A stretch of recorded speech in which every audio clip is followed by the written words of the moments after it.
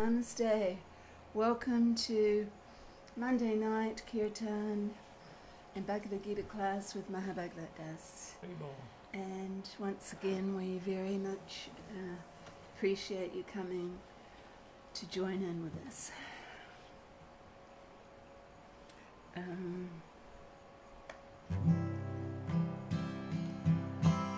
Namo Vishnu Padaya Krishna Pastaya Bhutale Srimate Siddha Swarupananda Paramahamsa Tinamine Namo Vishnu Padaya Krishna Prastaya Bhutale Srimati Siddha Swarupananda Paramahamsa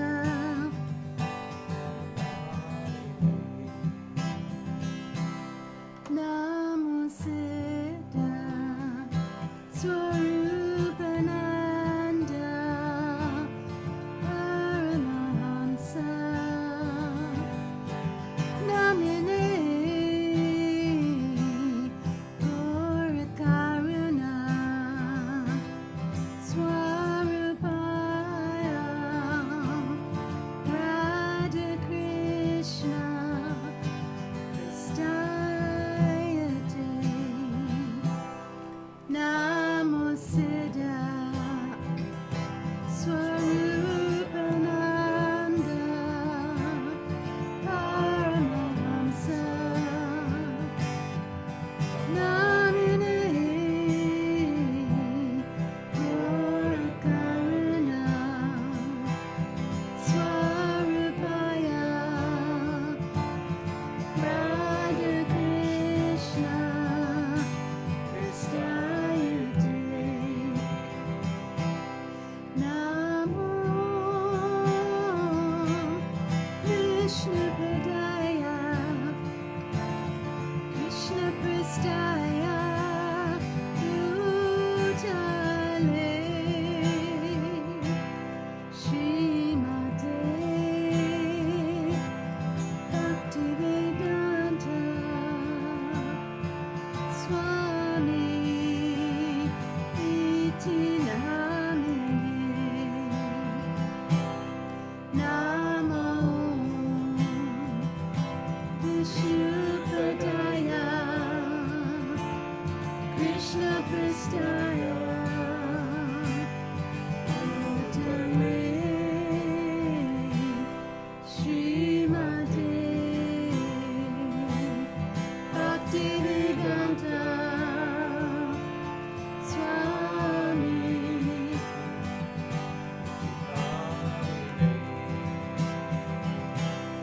Namaste Saraswati Devo Gauravani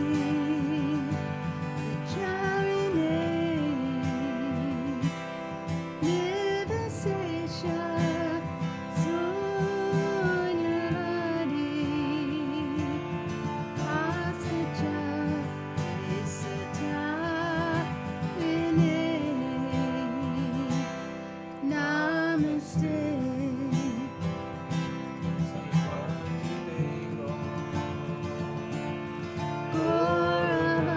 Gauravani Pracharine Nirvasesha Sunyavadi Bhaskaja Tarine Bhaja Shri Krishna Chaitanya Prabhu Nityananda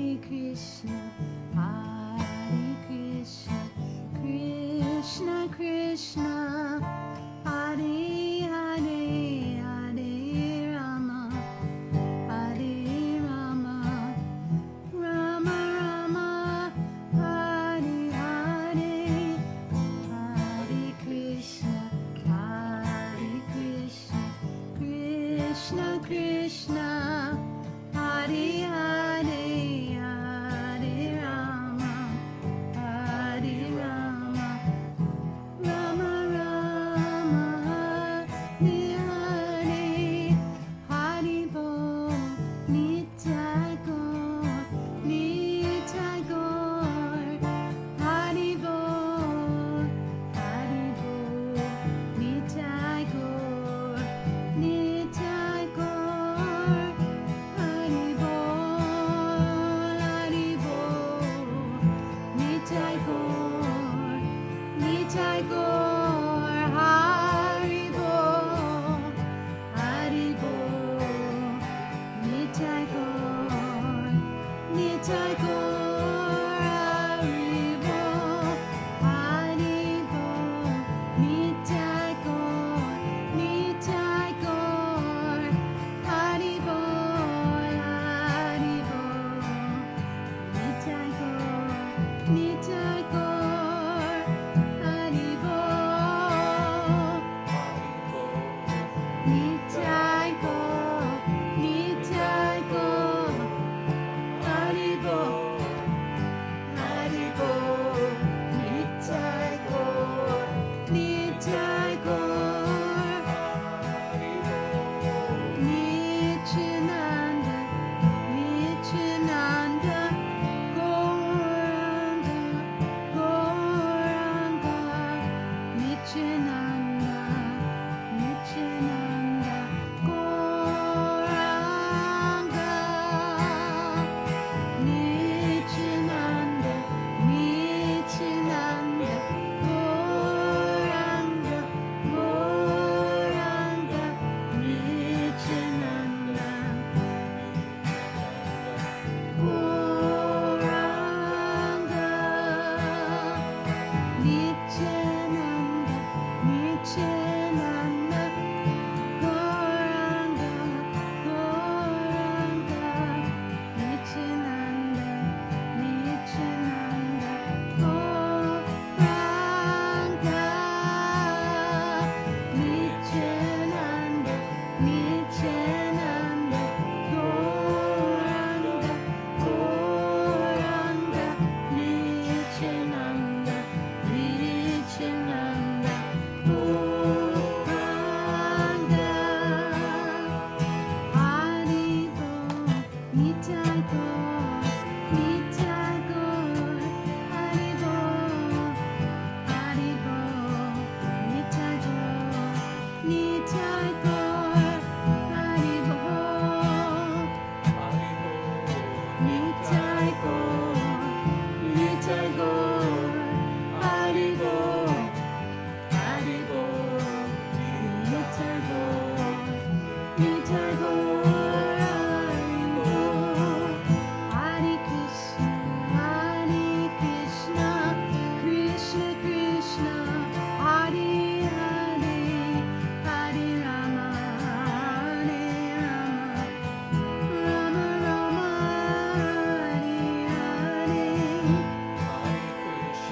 Hare Krishna, Krishna Krishna, Hare Hare,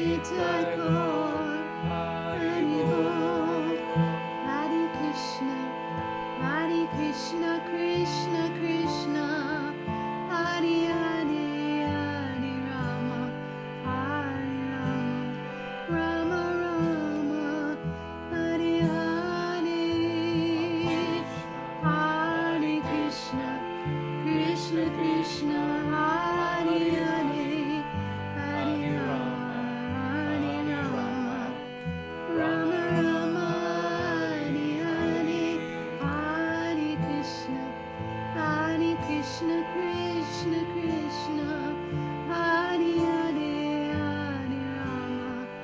Hare Rama, Rama Rama, Hare Hare, Hare Krishna, Krishna Krishna, Hare Hare, Hare Rama, Hare Rama, Rama Rama, Hare Hare. Jaya Jaya Gurudev, Jaya Jaya Gauranga, Jaya Jaya Gurudev, Jaya Jaya Gauranga, Jaya Jaya Gurudev, Jaya Jaya Gauranga, Jaya Jaya Gurudev, Jaya Jaya Gauranga.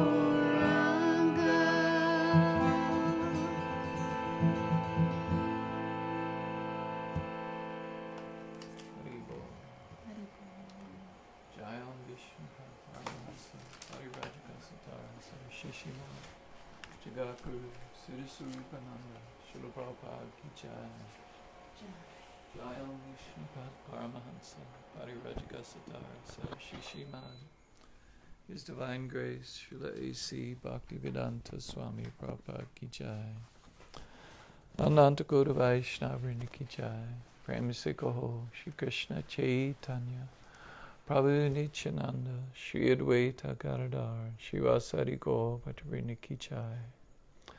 Namacharya Shri Haridas Soko Ki Jai. Itai Goes World Mission Ki Jai. Navadvita Dhamma Ki Jai. Shri Shri Radha Krishna Go Gopinath Shamakun Radhakun Giri Govardhana Ki Jai. Vrindavan Ki Jai, Mathura Dham Ki Jai, Mayapur Ki Jai, Ganga Mai Ki Jai, Jamuna Mai Ki Jai, Tulsi Devi Ki Jai, Bhakti Devi Ki Jai. All glories to assembled devotees, Hare Krishna. All glories to assembled devotees, Hare Krishna. All glories to assembled devotees, Hare Krishna. All glories to Shri Guru and Shri Gauranga. Gora Premanandi, Hari Hari Bol. Ama Gina Timarandasya, Gina Gina Salakaya, Chaksurun Militanyena, Tajmai Shri Guruve Namaha, Shri Chaitanya Manobhistam, Stathpitam Yena Bhutale, Swayam Rupa Kadamayam, Tadati Swapadantekam Vandeham Shri Guru Shri Yuta Padakamalan Shri Gurun Vaishnavamscha Shri Rupam Sagrajatam Sahagana Raghunatham Vitam Tam Sajevam Sadvaitam Savadutam Parijana Sahitam Krishna Chaitanya Devam Shri Radha Krishna Padan Sahagana Lalita Shri Vishakan Vitamscha. Hey Krishna Karuna Sindhu Dina Bandhu Jagapate Gopisha Gopika Kanta Radha Kanta Namostute Tapta Kanchana Gorangi Radhi Vrindavaneshwari Rishabhanu Sutta Devi Pranamami Hari Priye Vanchakapa Tarubhyascha Kripa Sindhu Bhaivacha Patitanam Bhavenbhyo Vaishnavbhyo Namo Namaha. Shri Krishna Chaitanya Prabhu Nityananda Shri Advaita Gadadhara Shivasadi Gaur Bhaktavrindam. Hare Krishna Krishna Krishna Hare Hare Hare Rama Rama Rama Hare Hare. Namo Vishnu Padaya Krishna Prastaya Bhutale Srimate Siddhaswarupananda Paramahansa Niti Namine Namo Siddha Swarupananda Paramahansa Namine Gora Karuna Swarupaya Radha Krishna Pristayate.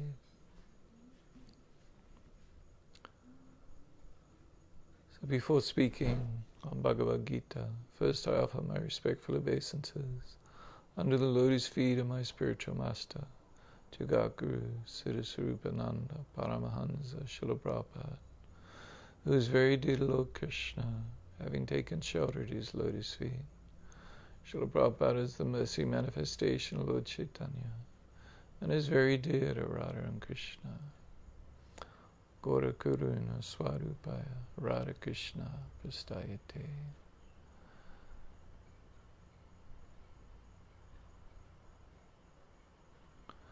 And offer my respectful obeisances unto all the Vaishnava devotees of the Lord, who like wish-fulfilling trees, able to fulfill all the desires of the fallen souls, and are very compassionate upon them. Hare Krishna, Namaste.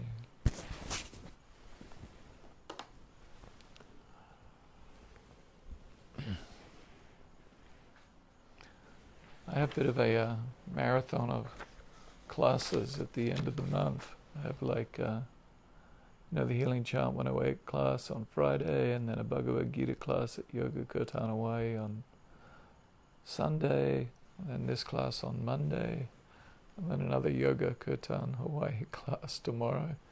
So anyway, it gets a bit tiring, but that's okay. Thank you all very much for coming.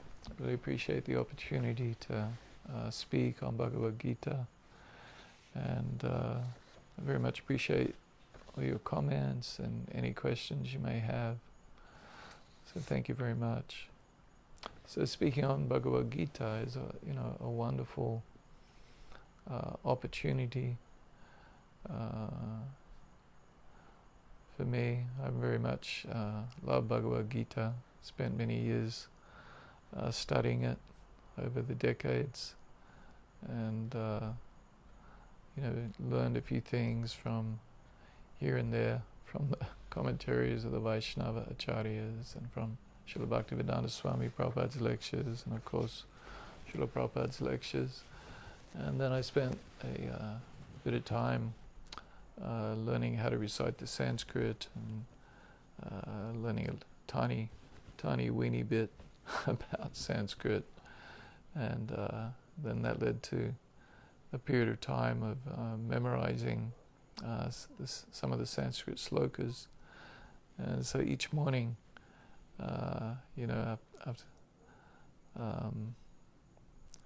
each morning at a certain time anyway, I chant a number of Sanskrit slokas, and for a while there it was like every maybe once a week I learn an extra verse, and anyway, it helps. I find it very helpful in appreciating Bhagavad Gita, to actually recite it in the language that Krishna spoke it in. So of course there's 700 verses, 574 spoken by Krishna, and so anyway, these verses spoken by Krishna are most wonderful, and we can meditate upon these verses and take shelter in them and apply them to our life.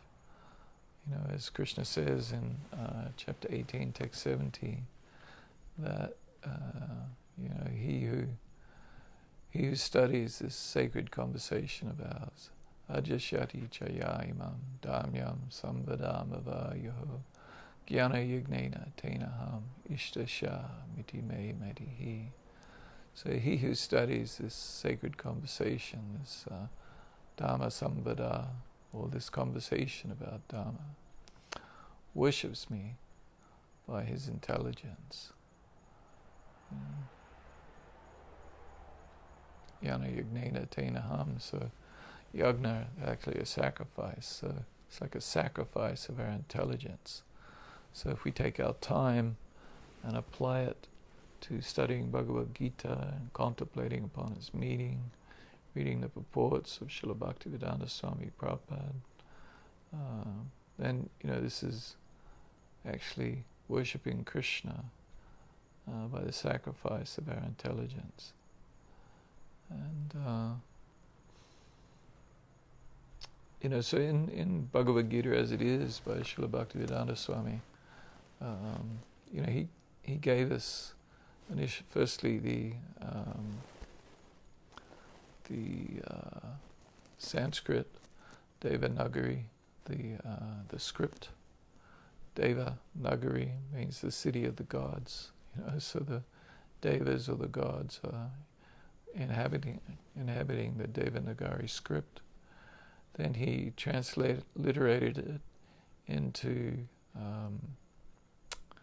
English characters, making the same sound as the Devanagari. So it's a transliteration into the system for Sanskrit that was developed by different Sanskrit scholars over the decades. And there are more Sanskrit syllables or letters than there are in the English alphabet. So in the English alphabet there's like 26 letters, from A to Z or Z, depending on where you live. And but there's 40 Sanskrit syllables. And so this is why in Sanskrit, in the transliteration, there's little diacritical marks. So for example, for A and A, so the second sound A is A with a diacritical mark upon it. And so Sanskrit is very precise. The Devanagari is very precise. Each little dot or little loop across the top, or the extra strokes coming down, all are important in being able to read the Sanskrit. And anyway, so there's the Devanagari, then there's the transliteration into English characters that we can all recognize, and then there is the word for word synonyms. So by studying the synonyms, you can actually see the literal translation of the verses, and then the translation itself that Srila Bhaktivedanta Swami gives, it's what's called a free translation. It's not a literal translation. The literal translation is within the synonyms. What a free translation means is it's not exactly in the order that Krishna spoke it. Some additional words are added to make the meaning clear. Sometimes an idea from a previous verse is incorporated to make a continuity, and maybe a word or two to make continuity to the next verse. Perhaps some extra words to make clear what the concept is or the idea is that Krishna or Arjuna or the speaker is making. And so this of course is why there are so many translations of Bhagavad Gita, because in translating from the Sanskrit to the English, there's quite a bit of I shouldn't say room, but anyway, there's quite a lot of opportunity for people to translate it slightly differently, or quite differently. There's different versions of Bhagavad Gita that are, they're translated in the English, and they try to make it more like poetry, more like the way Krishna spoke it. Because when Bhagavad Gita, when it's spoken, is very poetic. The Sanskrit is, it's called a hymn, right? Gita, or a song, or a hymn. And so it's very poetic. It's rhyming. I've spoken before about how, generally speaking, it's spoken in anustep, which is, or shloka mita, which is 8 syllables per pada, or quarter line. And there's a pattern to the mita, to these 8 syllables. like the first line, the first pada, has the certain combination of short and long syllables, and then the second pada has its own combination of short and long syllables, and this pattern is repeated. Occasionally, might be the odd occasion where the meter can't be met quite perfectly, but generally speaking, the meter is there consistent throughout all the anustep or sloka meter verses, which is the majority of Bhagavad Gita. So anyway, so some people, when they translate Bhagavad Gita, they try to translate it in a way that tries to capture the poetry of it. Some do very literal translations. Some do free translations. And this was the style that Srila Bhaktivedanta Swami Prabhupada adopted. And so Srila Bhaktivedanta Swami, his translation actually, he wasn't so concerned about the translation. In fact, when he did his Bhagavad Gita as it is, he actually had Krishnamurti's Bhagavad Gita and essentially more or less used his translation. He modified it a bit,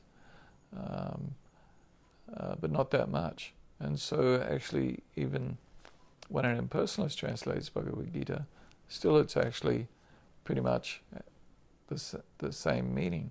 So what Srila Bhaktivedanta Swami focused upon most was his purports. And this is why, he calls it Bhagavad Gita as it is, because in his purports, he made clear what Krishna is speaking.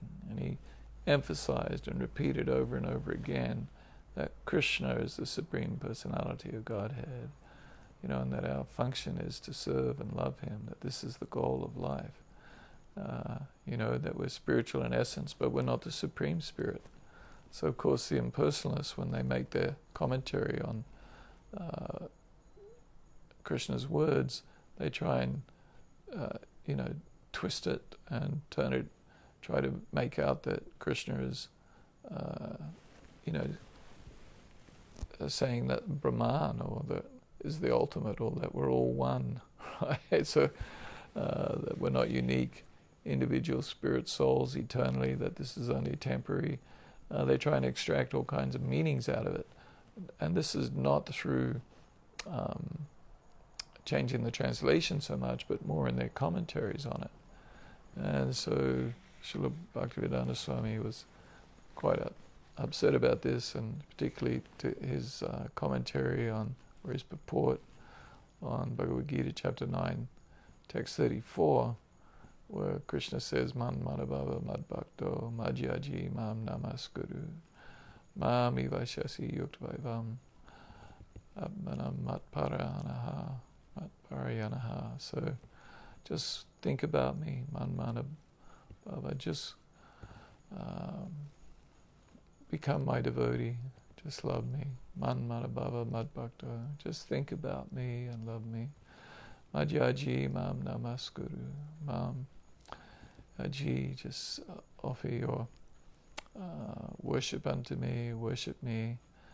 Mam namaskuru, offer your obeisances unto me. And, so very clearly Krishna is speaking about, a relationship between him and the spirit soul, and wanting the spirit soul to love him, to worship him and give their homage unto him. And, and if we do so, then surely we will come to him. So this is Krishna's message, but Srila Bhaktivedanta Swami was most upset in the version, Krishnamurti's version of Bhagavad Gita that he was using in his commentary. Krishnamurti was making comments about how Krishna meant that we should think about the the impersonal Brahman within Krishna. In other words, he's trying to say Krishna is the manifestation of the void, of the impersonal Brahman. So Bhaktivedanta Swami often commented upon this and how much he didn't like it, and so of course the importance of Bhagavad Gita as it is that it makes clear that Krishna, that Bhaktivedanta Swami at every opportunity makes clear that Krishna is Bhagavan, the Supreme Person, full of all opulences.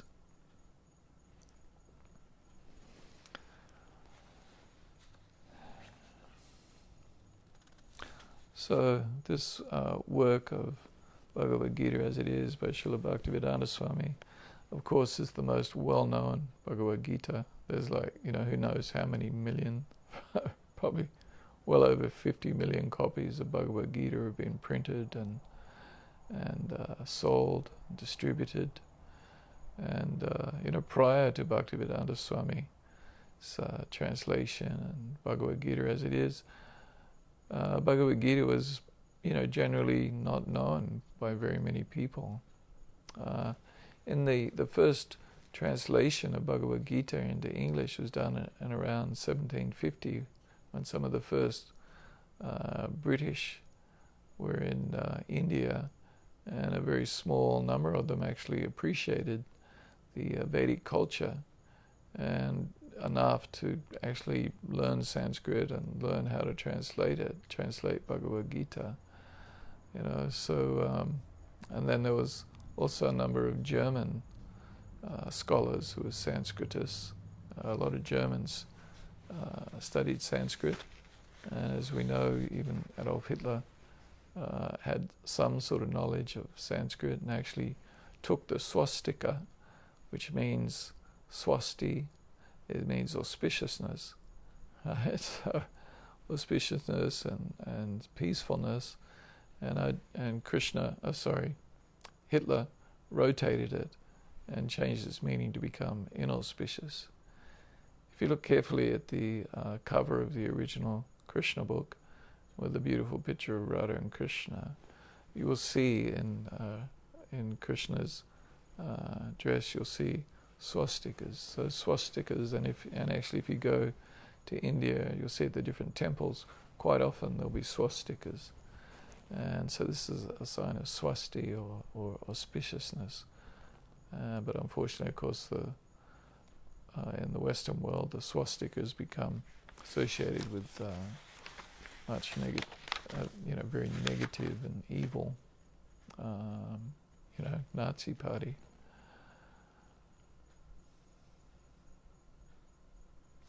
So there was in the 18th century, the first translations of Bhagavad Gita were done by, as I mentioned, English and then German scholars. Several more were done, but generally Bhagavad Gita was really only known by the academics in the West, and some who were interested in studying Sanskrit and Indian philosophy. So basically, essentially, academics. Very few common people knew anything about Bhagavad Gita. And so it was really only through Srila Bhaktivedanta Swami's translation of Bhagavad Gita as it is, and then the massive distribution effort that he had his disciples do, that made it so that Bhagavad Gita has become so well known in the Western world. So we should take every opportunity to study Bhagavad Gita as it is. And to Sir Krishna Swami, he gave a series of classes where he just read the English verses, and he would read a chapter a day or a class, and then he spoke on it, maybe one or two classes. Actually, very fortunate, a friend of mine gave me the lectures. Very nice, wonderful lectures. And anyway, Tuster encouraged us to just read the verses so that you can get a better sense or feeling of the flow of Bhagavad Gita. Because of course in these Bhagavad Gita classes I'm doing, we're maybe doing a verse every 1 or 2 weeks, sometimes longer than that. So you don't get the sense of Bhagavad Gita. So you actually I was most negligent within my spiritual life when I first started chanting. The boy, and I was just a boy myself. I was like, 18 or 19, something like that, I'd left high school, and I decided I was going to take a year off. Didn't want to go straight to university. And my father was most upset about this. But anyway, off I went. And 1 year turned into 2. And during the second year, I was living in New Zealand, and I was working in the New Zealand State Forest, Tairua State Forest, which is on the Coromandel Peninsula on the North Island of New Zealand. And I lived in a little town called Whangamata. And Tooster had established a small farm there, and there was a small group of devotees living there. And many of them are still my friends today. And all of them were very helpful to me in the start of my spiritual life in this lifetime. But anyway, when I moved in with a young devotee who was actually younger than me, and nice boy. I just lived in this little, what's called a batch in New Zealand. And he, anyway, I'd seen all these devotees, and there were quite a few of them were good surfers, and I used to surf. And so it was kind of like everyone used to talk about the Hare Krishna surfers. So anyway, I'd been hearing about Krishna, and then actually Tooster was very good at publicity, and he had lots of stories in the New Zealand Tracks surfing magazine. And so in this magazine, there was always like some pictures of the Hare Krishnas chanting. And also when I would go to Auckland, Tooster used to organize these big sankirtans, congregational chanting in public on the steps of the ANZ Bank on the corner of Queen Street, and I forget the name of the other street. But anyway, there was, there'd be these big sankirtans with a whole bunch of people, And anyway, that attracted a lot of attention on a Friday night. New Zealand had Friday night shopping. Every other night the shops shut early, except on Friday night it was late night shopping. And anyway, this Sankirtan that Tuesday used to organize. So anyway, when there was all these surfers who were Hare Krishnas or devotees of Krishna, they were surfing, and several of them worked in the forest where I worked. So and we used to go out in a bus together, and we'd go and plant trees or prune trees or fertilize trees or whatever we used to do to these trees. It was pretty hard work, except of course every opportunity we'd just go and sit down somewhere and have a smoke or something. So anyway, I used to work with some of the devotees and made friends with them. And anyway, I moved in with this young guy, Lee was his name. And I kind of moved in with him because I was interested to learn more about Krishna. So no one was really preaching to me, but I was just interested to learn. And then, I asked Lee for a Bhagavad Gita, and he gave me a Bhagavad Gita as it is, the Macmillan edition, the full edition, and which had only not that many years beforehand been printed. And so anyway, when I first started chanting, of course I read this all the way through, and I couldn't get enough to read in those days. And then when I moved on to Tooster's ashram at Murawai, Tooster used to give 3 classes a day. Actually, initially when I first lived there was a Bhagavad Gita class, and then he'd give either a Nectar of Devotion or a Srimad Bhagavatam class, and then in the evening he'd give another class. So every day for months there was 3 classes by Tooster. Of course, so this was a wonderful opportunity. And actually when Srila Prabhupada came to New Zealand after the disappearance of Srila Bhaktivedanta Swami Prabhupada in November 1977, then Prabhupada came down to New Zealand in January 1978. And so when Prabhupada first came, he would speak every morning and every night. And this went on for months. It was like at least 2 months. Prabhupada would speak every morning, every night. And, of course, this was a wonderful opportunity. Of course, for many of us now, you may not, Prabhupada were very fortunate that over a number of years, from 2014 through 2018, where Prabhupada would give a lecture and speak at a virtual gathering, almost every week for a while, and then became more, not quite so frequent. But now it's, not very frequent at all. So you can imagine the good fortune that I had and others had, including Radhishyam Dasi, to hear Prabhupada speak every morning and every night for months. And then he left. He came back several more times to New Zealand, a couple more times on the farm at Mirabai, and then a few more times after he closed the farm, the ashram. He didn't like the people living communally because it led to people not taking responsibility for their spiritual life, becoming dependent upon the institution.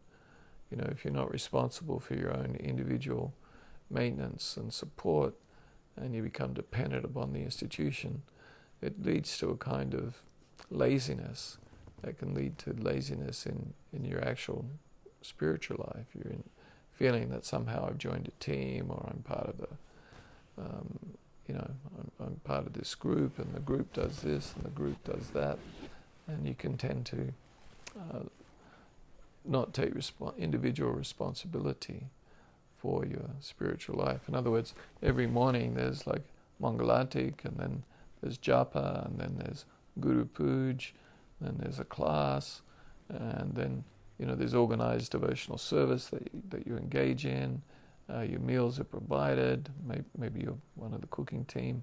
But anyway, all this happens through the institution.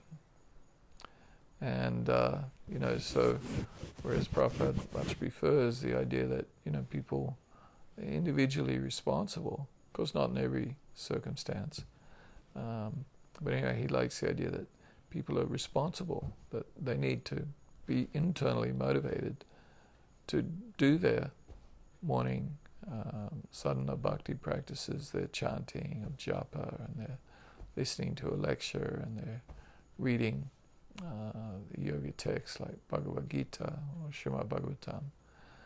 So anyway, so Prabhupada closed the farm. This was like, for me, this was just like pretty shocking. Anyway, it was very shocking. Anyway, so had to, not just me, everyone, we all had to leave this property, and because I was just a kid basically, and I had to go and get somewhere to live, and get some way to make money, so this was quite the experience and quite the lesson.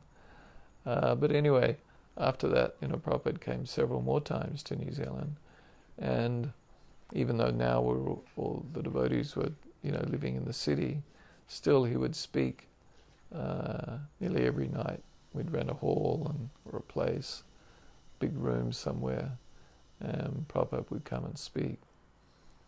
And so, anyway, we were very fortunate. So anyway, so the bigger point I was making was that, I read Bhagavad Gita in my early days, and then I didn't read it very much, for maybe almost 2 decades, perhaps even longer. So I'd encourage you all not to make that mistake. So it was only really later in life, maybe 20 years later, when I really started to study, the wonderful literatures that Bhaktivedanta Swami Prabhupada had given us, the Bhagavad Gita, the Srimad Bhagavatam, Sri Chaitanya Charitamrita. These are the three principal ones, and also along with Nectar of Devotion or Bhakti Rasamrita Sindhu. These are the four most important works on Gaudiya Vaishnava philosophy. So it was only later that I started to study them, and then also then after studying them, then studied additional works by the Bhaktivinoda Thakur and Bhaktisiddhanta Saraswati and different Vaishnava acharyas. But I'd really encourage you all to not waste any time. Don't waste any time in your life. You please study these wonderful works of Bhaktivedanta Swami. Just a little bit every day, and your life will be much enriched. And of course, listen to the lectures of our spiritual master, Srila Prabhupada. His lectures are the actual purport and explanations upon these wonderful Vedic literatures. So this has been a little bit off topic and a bit of a long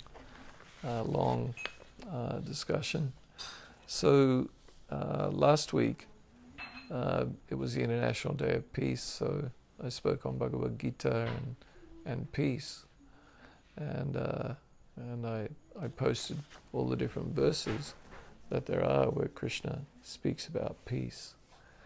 And anyway, prior to that, the week before that, we were discussing Bhagavad Gita, chapter 2, text 20, which I mentioned was spoken in Tristup meter, which is 11 syllables per line, which is the same meter as the Samsara Dhavan Alalita Loka prayers of Srila Vishwanath Chakravarti Thakur. And so I'll just repeat the verse again. Na jayate mriyate vakarachin nayam bhutva bhavita vana bhuyaha ajo nitya sashvato ayam purano na hanyate hanyamani sarire. For the soul there is neither birth nor death at any time. He has not come into being, does not come into being, and will not come into being. Nayam bhutva bhavita vana bhuyaha. He is unborn, eternal, ever existing, and primeval. Ajo nitya sashvato ayam purano. He is not slain when the body is slain. Na hanyate hanyamani sarire. So these verses that are in Tristup, or 11 syllables, generally speaking, almost always, each line or each quarter verse or pada contains a complete idea.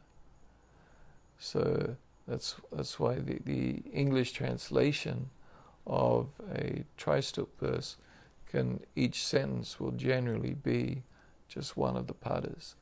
Whereas for the Sanskrit spoken in shloka or anustep with the 8 syllables, it's much more difficult to contain a complete thought or idea in the quarter verse. So often the idea will wrap over into the second part. And so the translation of the regular shloka meter verses is not quite as literal, is less literal than the translations of the Tristup verses. So anyway, so I mentioned that this verse was the first time that Krishna had actually spoken in Tristup and Mita, and this is like a bit of a crescendo or climax. He's been speaking since text 11 and conveying, wonderful ideas and essentially giving a wonderful introduction to spiritual life. Like, this is Spiritual Life 101, right? This is where you start by understanding that we're not the body, And so Krishna in different ways has been explaining that we're not the body. And then he's not the gross physical body, not the subtle material body, that we are eternally individual, that the soul passes, just as the soul passes in this body from boyhood to youth to old age, similarly at the time of death we pass to another body, that the soul is sat, truth, or ever existing, and that of the asat, or this material body, there is no permanent existence. And anyway, Krishna has spoken all these various ideas building upon the theme that we're not the body, and therefore Arjuna shouldn't lament, because the wise, the pundits, or the dhiras, those who are very steady, they aren't bewildered by this. They aren't bewildered by the death of the body. Whereas Arjuna was acting like he was some great philosopher, some wise man, but actually he's all lamenting. Krishna had said to him while speaking learned words, you're actually, lamenting. Whereas for that which is not worthy of lamentation, the wise lament neither for the living nor the dead. Yes, asoshanan vasojastvam prajna varams chabasase gata sumsna gata sumscha nanu soshanti pandita. So the pandits, they don't lament. Arjuna, what are you doing? Lamenting for this body. So anyway, so then Krishna kind of raises the tempo, and very literally changes the tempo of the meter of the Gita itself, and then speaks this illuminating verse that for the soul there is neither birth nor death at any time. He has not come into being, does not come into being, and will not come into being. He is unborn, eternal, ever existing and primeval. He is not slain when the body is slain. So I'd started in the last class on Srila Bhaktivedanta Swami Prabhupada's purport, and I'll make a few more points in the time we have remaining from the purport. So Bhaktivedanta Swami explains, and it's, as I've mentioned before, Bhaktivedanta Swami very much followed the commentary of Srila Baladeva Vijayabhusana, and so many of these points are made within Srila Baladeva Vijayabhusana's commentary on Bhagavad Gita. Anyway, so Bhaktivedanta Swami says he undergoes no change like the body. So actually the first point he made, which I spoke on quite at length last time, is qualitatively the small atomic fragmental part of the Supreme Spirit is one with the Supreme. So actually I spoke last night in my Yoga Kirtan Hawaii Bhagavad Gita class on chapter 15, text 7, where Krishna says, Mama evamsa jiva loke jiva bhuta sanatanaha. So Krishna is saying, the living entities in this world, or the jiva bhutas in this loka or world, are my eternal fragmental parts. So amsa is a part, so a fragmental part, and they are sanatana, eternal. So here Srila Bhaktivedanta Swami is making the point, qualitatively, the small atomic fragmental part of the Supreme Spirit, so the amsa that Krishna speaks out. Krishna says, Mama evamsa. So Mama is mine. So my amsa, the jiva, the eternal spiritual part, is a fragmental part and parcel of the Supreme Whole. And so, of course, I spoke last time about Lord Chaitanya's philosophy of Achincha Beta Beta Tattva, so simultaneously oneness yet distinction. We're spiritual, and we're a part of Krishna, like everything is a part of Krishna. This entire all the material and spiritual worlds coming from Krishna.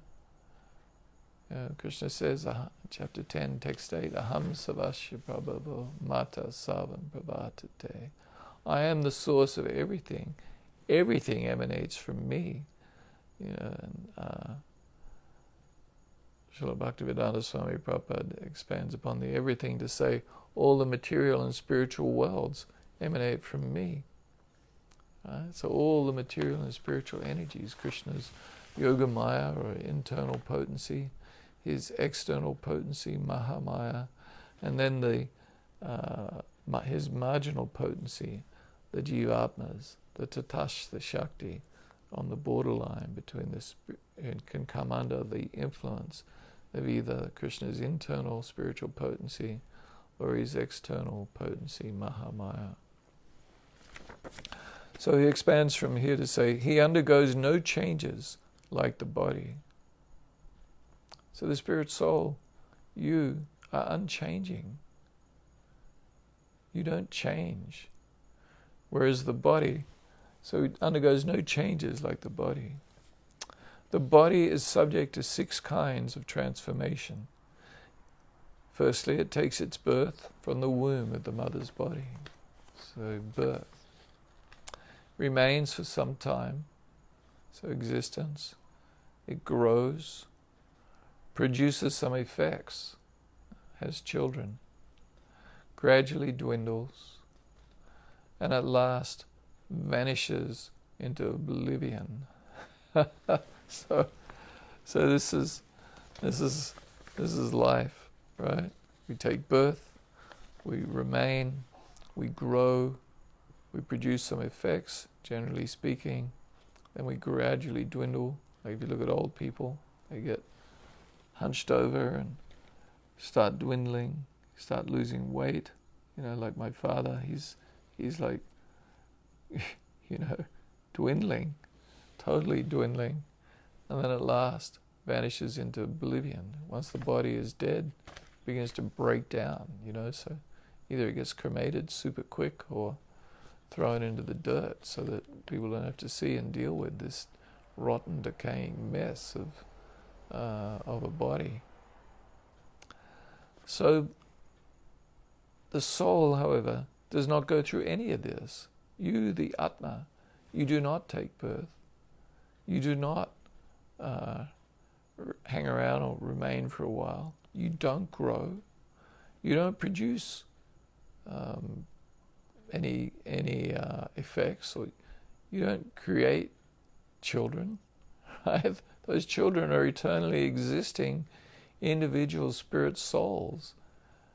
You become associated with them in a familial relationship, but you don't create the separate soul. The soul itself is already eternally existing. And you don't gradually dwindle. As you age, you don't dwindle or get smaller. You're eternally spiritual in essence, the same size, 1/10,000th, the tip of a hair. Right? And you don't experience death. You don't vanish into oblivion.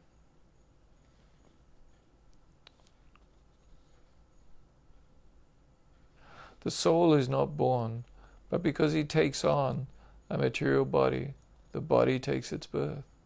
The soul does not take birth there, and the soul does not die. Anything which has birth also has death. Krishna says later on, Jatasya hidravo michu dhruvam janma mritasya. For one who is born, death is certain, and for one who has died, birth is certain. And because the soul has no birth, he therefore has no past, present, or future. He is eternal, ever existing, and primeval. That is, there is no trace in history of his coming into being. So the soul is just eternally ever existing. So in that sense, there is no past, no present, no future, just eternal existence.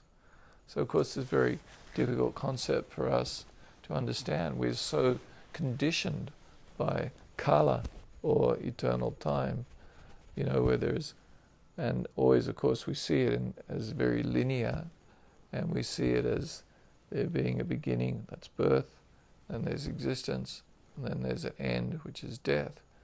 But in spiritual time, there is no birth, there is no death, there is just ever existence. And we try to understand, well, what does this mean? What is time, and how does time work in the spiritual world? And of course, this is a very difficult concept for us to grasp. And Srila Bhaktivinoda Thakur comments that we can't get it. You're right. We can't understand it. We just have to try to appreciate it. I was thinking, there was some questions last week or previous week about Paramatma, right? And is the Paramatma, Bhaktivedanta Swami comments and in various verses in Bhagavad Gita and Srimad Bhagavatam, there's a description of how the Paramatma is within the heart, right, of every living being, or the heart in the soul, or the jiva. And so, of course, we try to understand this. Well, what does this mean? Right? And we is in my heart here, or is he inside? Like I'm a jiva atma, and is he inside me, the jiva atma? So we try to understand this with our material ways of thinking, our material conceptions. So we have a material conception about the way time is. We have material conceptions about what the heart is. And it's essentially, we can't understand these things with the material mind. The material mind can't understand it. And I was thinking I was going to speak on the idea about how the body is like a chariot, and we are seated in, we're in the chariot. The senses are the horses pulling the chariot. The mind is the reins. The intelligence is the driver. And the heart is the sitting place, and we're like the passenger. The soul is like the passenger in the heart. And so then you can start wondering, well, what does this mean? Why am I a spirit soul who actually has nothing to do with this gross and subtle material body, caught up inside this gross physical body and this subtle material body? How does that work? I'm spiritual in essence. How does this work? So anyway, it's described that there's a knot. There's a knot within the heart, and this knot is my material desires. And the ultimate expression of these material desires is the attraction between male and female, the sexual attraction that knots us or ties us to this material world. So anyway, we're kind of out of time tonight, and so I didn't get through all of the points that Srila Bhaktivedanta Swami makes in his purport here, and I may continue on with some of them next week. And so hopefully you can all forgive me for going off topic so much and not getting very far in our discussion on Bhagavad Gita, chapter 2, text 20. But anyway, as always, I very much appreciate you watching my classes and making comments or asking any questions if you have any questions. And tomorrow night at 7 p.m. Hawaii time, I'll be giving a class at Yoga Kirtan, Hawaii on soul journey, a self-discovery. And I'd chosen a verse to speak on, and I can't remember what it is. So you'll have to watch to find out. But anyway, so thank you very much, and Hare Krishna, Hari Bol. And we'll have to see where our Kirtanier is. Whether she will come out and start up a Kirtan for us.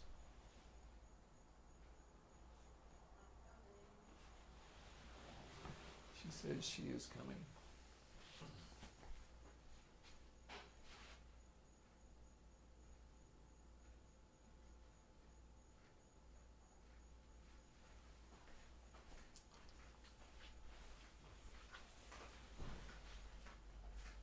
suggested it already. Yes.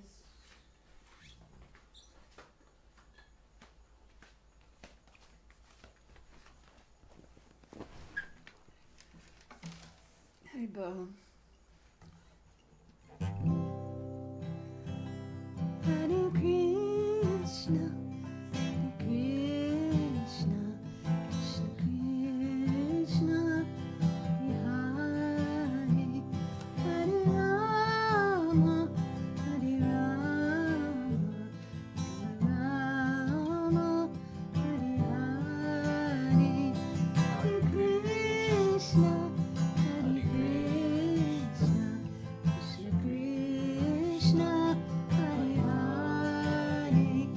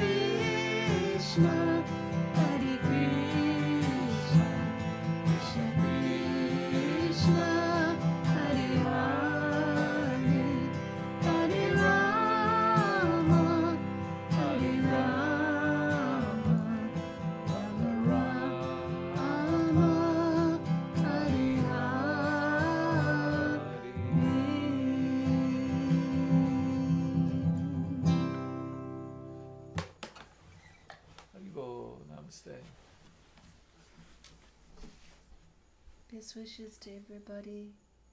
Hare Krishna.